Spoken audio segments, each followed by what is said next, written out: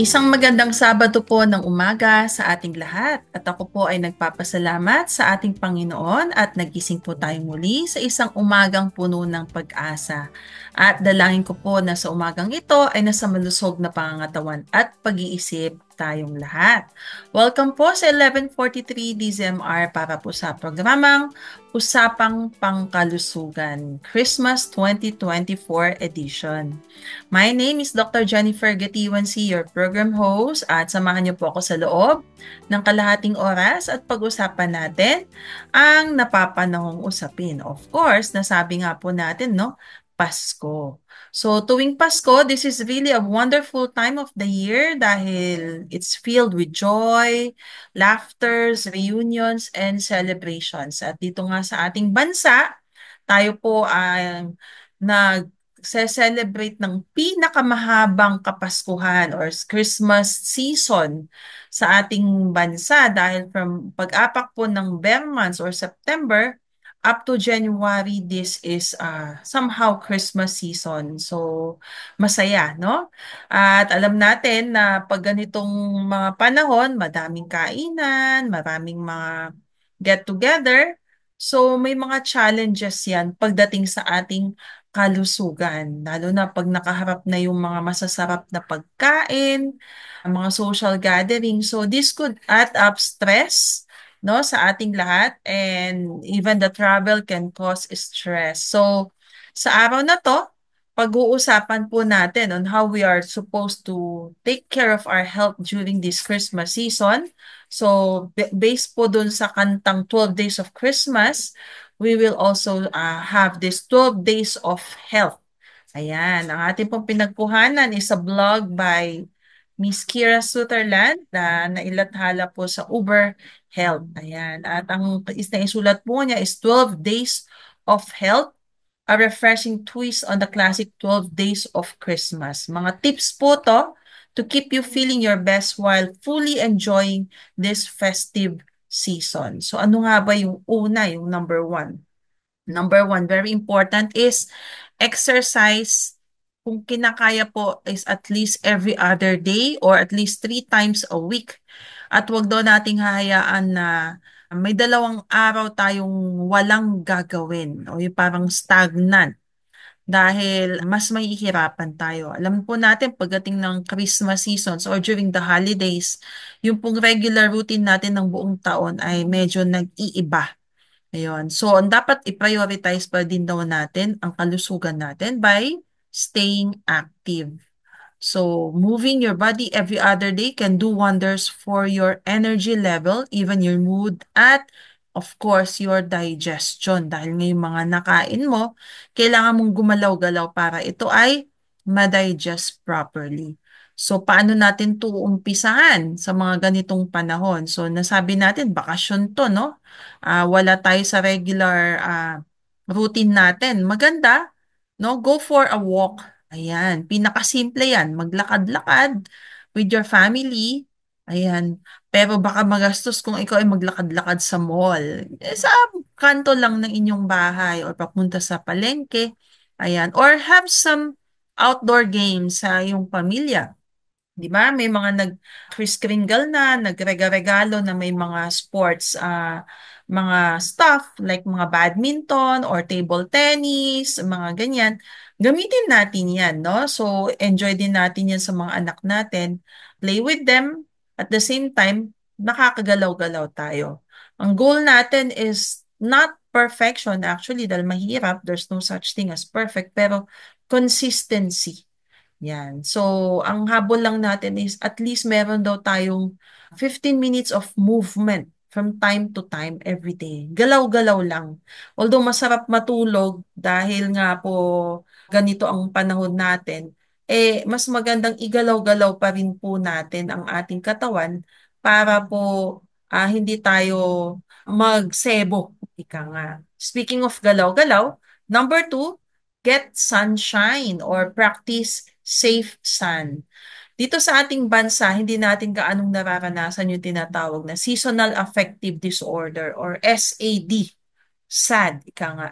Dahil na hindi tayo yung nag-i-snow na kung saan talagang nakakulong lang sa bahay. Unlike sa mga kamag-anak natin na nandun sa US or Canada or kung saan nag-i-snow, no? Meron silang tinatawag na seasonal affective disorder. But in some way, dahil we also have a wet and dry season, no? Medyo hindi rin naman ganun kataas ang araw natin, lalo na ngayon, La Nina. So we could be affected with this tinatawag na seasonal affective disorder, which is a type of depression na related to seasonal change.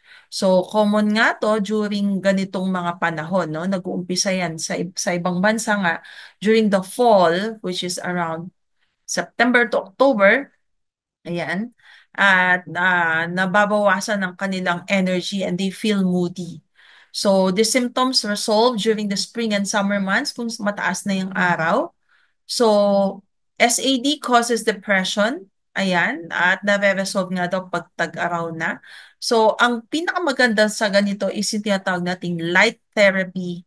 Ayan. So, tayo, may araw pa rin naman tayo. So, magandang lumabas-labas pa rin tayo. Kasama na nga dyan yung paglalakad-lakad. Because sunshine is a great way to boost vitamin D levels and essential for bone health, mood, and immunity. So, maganda rin siguro iset natin yung mga parties or get-together natin during lunchtime para andun din yung sun at mas na makakapag-digest pa rather than having the parties at night na kung saan mapupuyat pa tayo. But not too much sun exposure dahil nga po it can cause skin damage naman. Buti na lang hindi po tayo super init. Okay? So, aim for short bursts of sunshine earlier in the day as well. But never forget to put on your sunblock or your mga sunscreen para hindi din naman tayo ma-expose with too much the sun, the harmful rays of the sun. Alam natin yung mga Pilipino takot mangitim. So, kayang-kaya yan. Number three, stay hydrated. At hindi daw kasama doon ang alak. Ayan. Although hindi naman bawal uminom, wag lang maglalasing at magdadrive dahil it's not healthy. But basically, do not overlook your water intake. Dahil pag na-dehydrate daw tayo, it can cause fatigue, poor concentration, headache.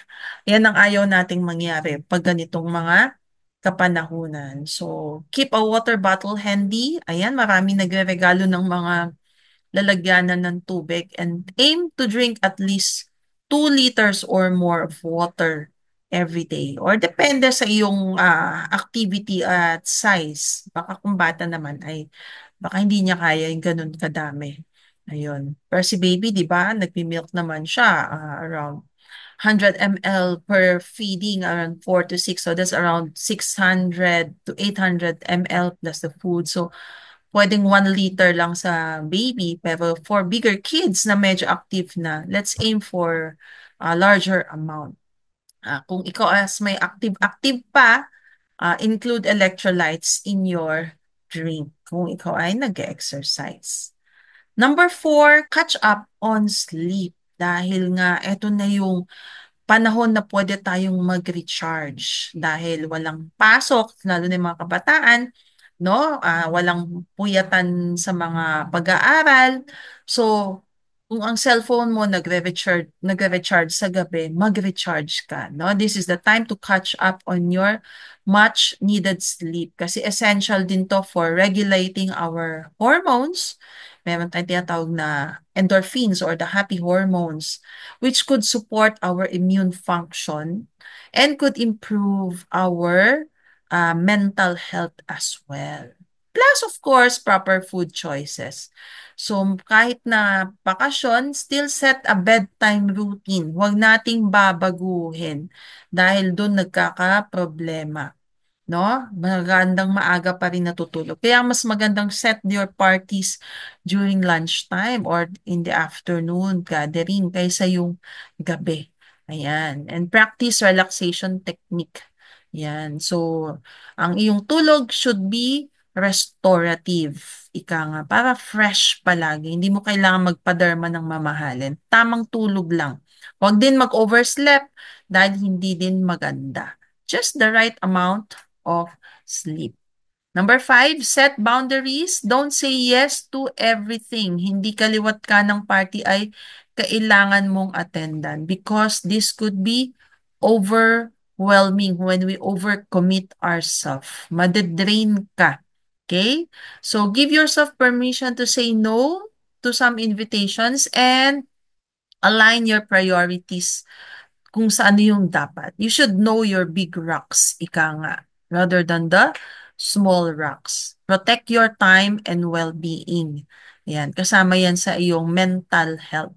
Setting boundaries is a form of self-care and allows you to fully enjoy the events you choose to attend. Hindi inattendan mo lahat, pero bangag ka naman. Yan.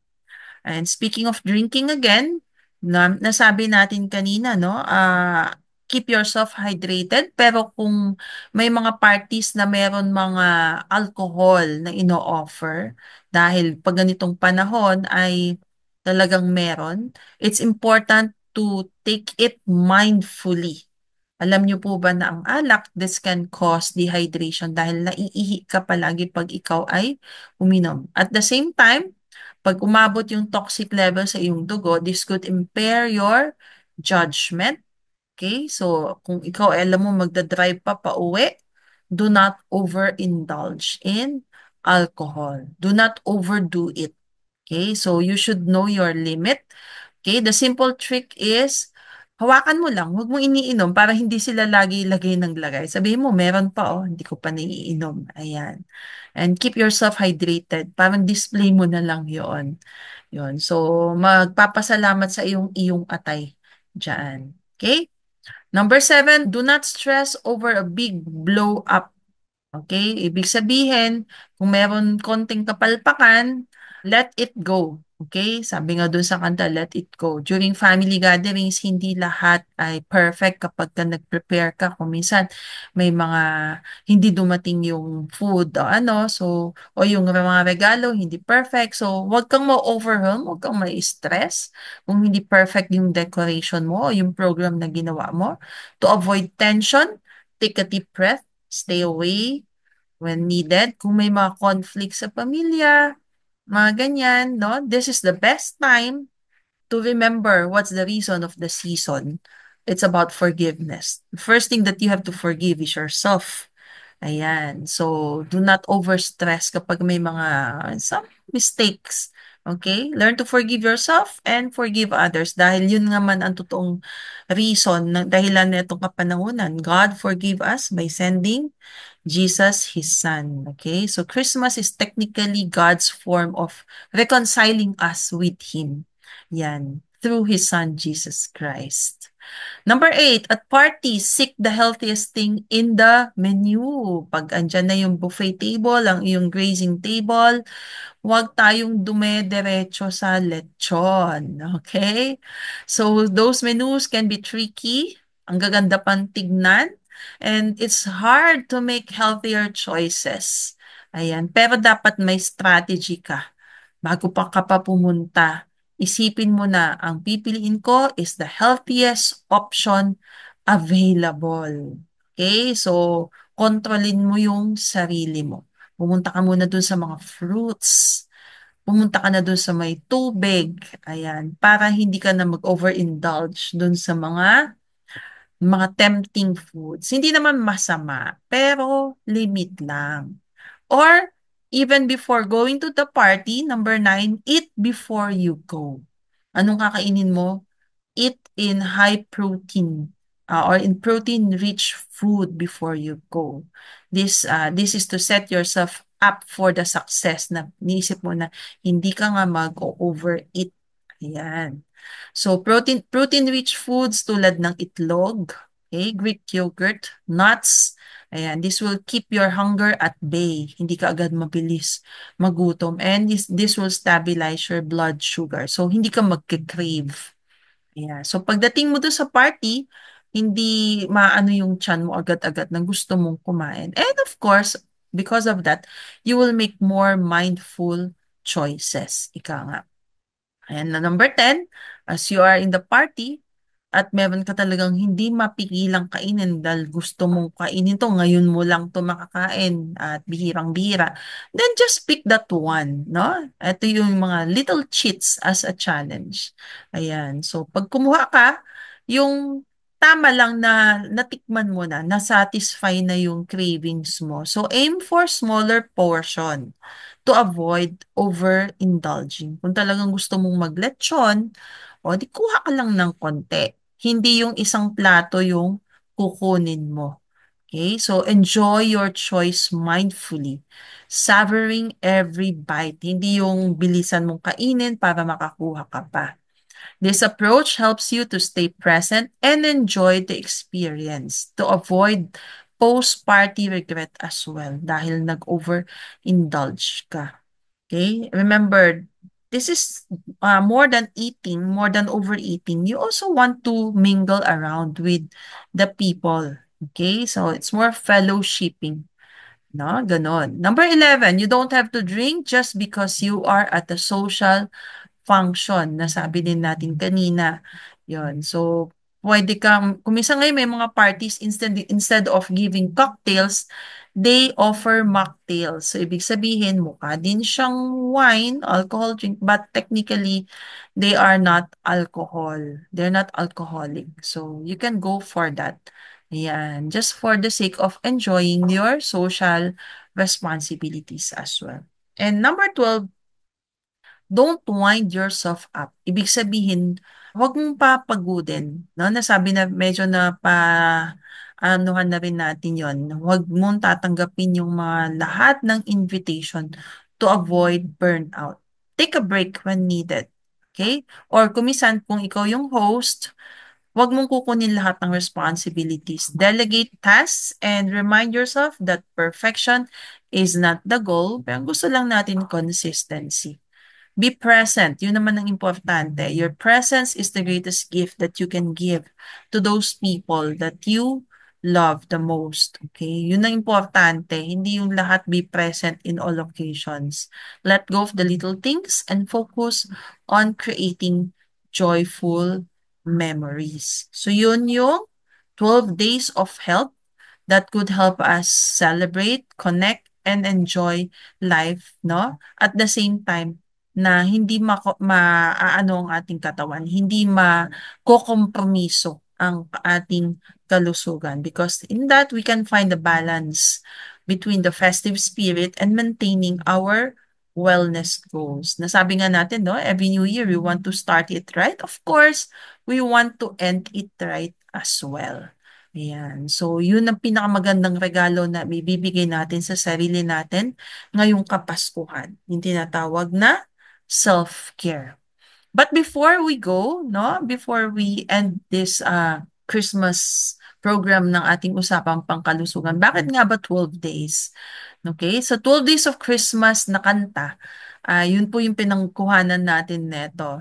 Pero saan po ba nanggaling daw itong 12 days of Christmas na kanta? Marami daw kwento tungkol sa kwentong etong kantang ito. Yung iba, this is daw related to the 12 days of Christmas na time period mula nung pinanganak ang ating Panginoon, which is on that December 25. But we all know that December 25 is just a man's theory ng kapanganakan ng ating Panginoon.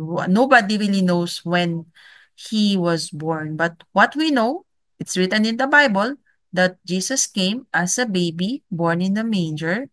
So yun nga yun. And yung pang 12 day nga niya is yung the January 6 or the arrival of the three wise men. But technically, if you read the Bible, when the three wise men came to see Jesus, Jesus is no longer a baby. He's already a child. So, hindi days lang ang travel nung wise man. Maybe it took them years to find the young Jesus. The other reason for this song is yung kanta na tinatawag nga nating 12 Days of Christmas is itong sikat na caroling na paulit-ulit na from day number 1 up to day number 12. So, this is technically parang a memory game. So, Yung iba, dinebunk na nila yung pinanggalingan nun, but on a Christian concept, may pwede nating bigyan ng meaning yung 12 days of Christmas. So sabi niya doon sa kanta niya, on the first day of Christmas, my true love gave to me. So sino yung true love? The true love in that song could refer to God. Kasi siya nga'y nagbigay, di ba? John 3:16, for God so loved the world, so He is the true lover of our soul. Okay? So yung the world is us, to me. Okay? That He gave His only begotten Son, that whoever receives Him will receive an everlasting life. Ika nga. So, tayo yon. So, whoever receives the gift of God, okay, receives everlasting life. So, ano yung 12 gift? Of course, number 1, yung partridge in the pear tree, which refers to Jesus Christ daw. Ito yung mga theory, okay? So, we want to take it in a nice way na hindi lang basta kinakanta natin. Okay? At least give some real meaning for that. Number 2, the two turtle doves. Pwede na natin isipin na these are the Old and the New Testaments, or ibig sabihin, the whole Bible. The three French hens are the Trinity, God the Father, God the Son, and God the Holy Spirit. Or pwede ring faith, hope, and love. So siya yung values na binibigay sa atin ng Panginoon. Number 4, the four collie birds. Hindi daw calling tumatawag. It's a collie. It's a kind of bird. Okay? Which represents daw the four gospel writers. They are Matthew, Mark, Luke, and John. Yun, the first 4 books of the New Testaments. Number 5, 5 gold rings, or the 5 books of the Old Testament, which is the Pentateuch, or for our Hebrew or the Jew brothers and sisters natin, these are the Torah. This is the history of the creation, from the time of creation to the birth of God's chosen nation, and yung pagbigay ng 10 Commandments, nandun lahat yon. So, ito yung Genesis, Exodus, Leviticus, Numbers, Deuteronomy. Yun yung Torah. Number 6, geese laying. Okay? Sabi din daw doon, yun daw yung 6 days of creation written in the book of Genesis chapter 1. So, first day, God created the heavens and the earth. Second day, God created the skies and the seas. Third day, God created the land and plants. Fourth day, sun, moon, and stars. Fifth day, the fish and the birds. The sixth day, animals, and eventually man, which is Adam, and followed then by Eve, which are technically all good when God created them, sinabi niya. The seventh day, this is according to our Catholic brothers, the 7 gifts of the Holy Spirit na kinuha po from the book of Isaiah. Okay, so sabi doon, the 7 gifts, prophecy, ministry, teaching, exhortation, giving, leading, and compassion. Yun daw yung 7 swans swimming, the gifts of the Holy Spirit. The 8 maids milking are the 8 beatitudes na nakikita sa Matthew chapter 5 verses 3 to 10, na yung mga sinasabi nun, blessed are the, number 1, poor in spirit, for theirs is the kingdom of heaven. Number 2, those who mourn, for they shall be comforted. So, ibig sabihin, these are all the people that will be blessed by God. Number 3, the meek, for they shall inherit the earth.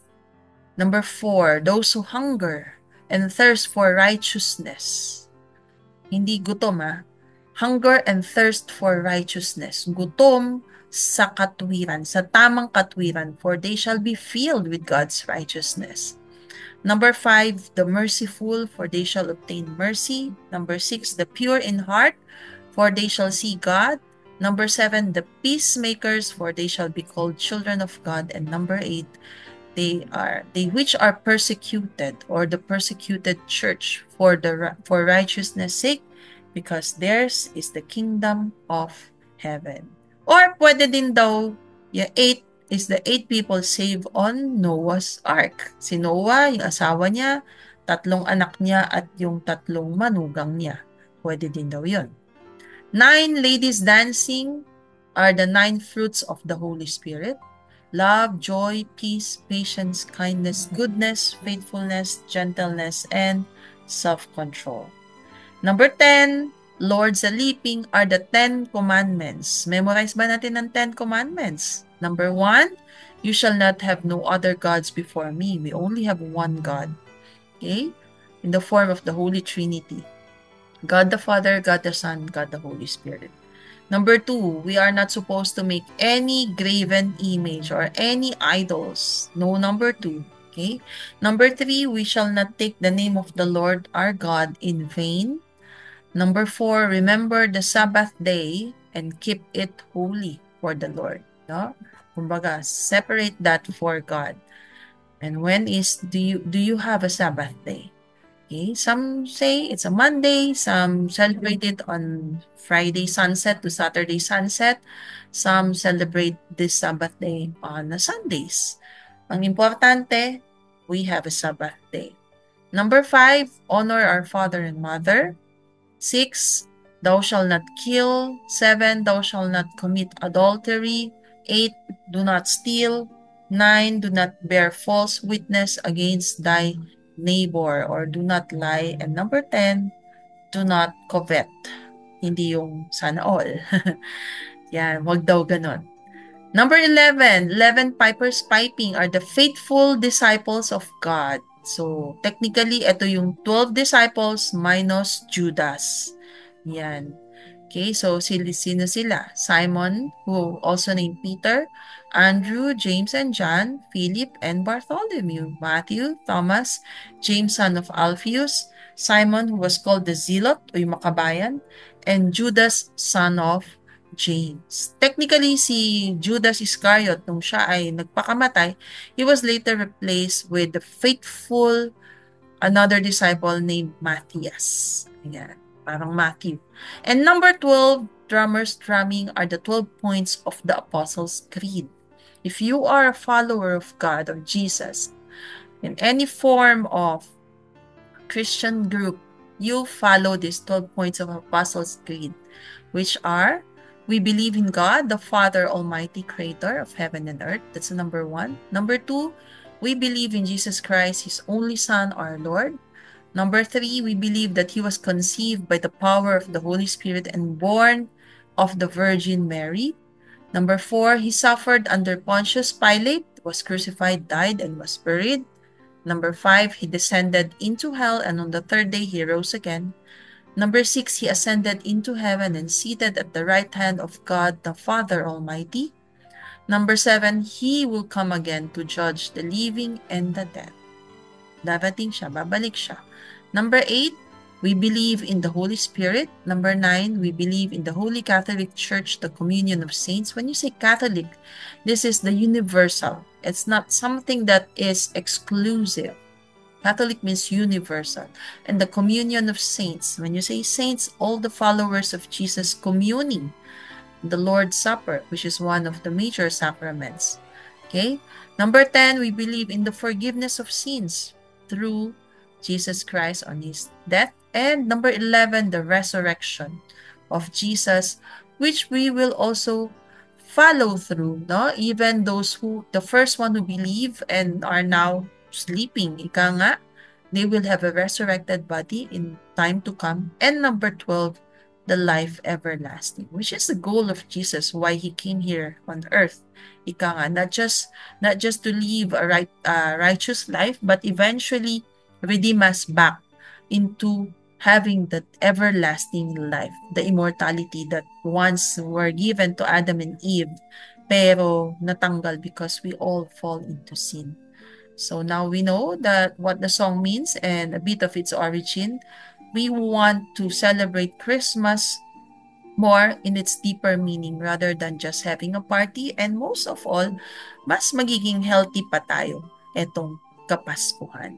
So from my family, to everyone. I wish you all a joyful, peaceful, and healthy Christmas season. May it be filled with love, laughter, and memories to cherish. So, Merry Christmas and Happy New Year po. Abangan niyo po ako muli sa susunod na taon na. Dahil po sa susunod na linggo, we will have Usapang Pangkalusugan Dental Edition. So, that's it po for today sa programang Usapang Pangkalusugan. Nawa sa sandaling panahon ay may nibigay po tayong linaw at mahalagang impormasyon tungkol sa ating paksa sa araw na to. Aking dalangin ay mamuhay tayo ng malusog sa ating katawan at kaisipan. Abangan niyo po ako muli sa susunod na Sabado ng January para po sa ating programang Pangkalusugan. Dito lamang po sa 1143 DZMR, proud member of KBP.